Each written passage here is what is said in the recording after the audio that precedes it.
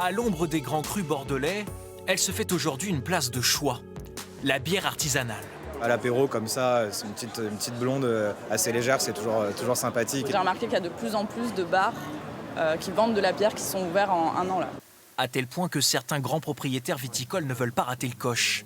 Impensable il y a quelques années, le directeur adjoint de ce grand groupe imagine déjà le houblon poussé au milieu de ces vignes prestigieuses. On peut imaginer au milieu des arbres des piquets assez hauts de plusieurs mètres qui permettraient de faire pousser le houblon le long de ces piquets.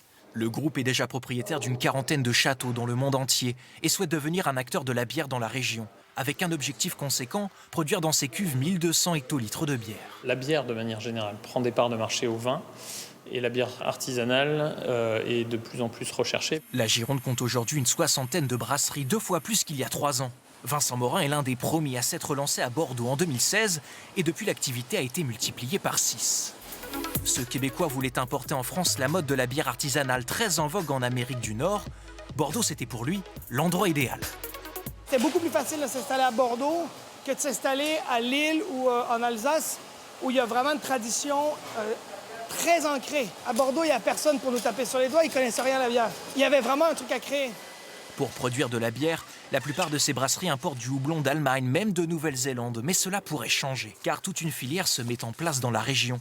Lui cultive du houblon depuis mars dernier, il espère vendre aux brasseries locales. Ce qui semblait intéressant, je trouve, c'est de pouvoir effectivement proposer ce genre de matière locale, nationale, à des brasseurs locaux ou nationaux.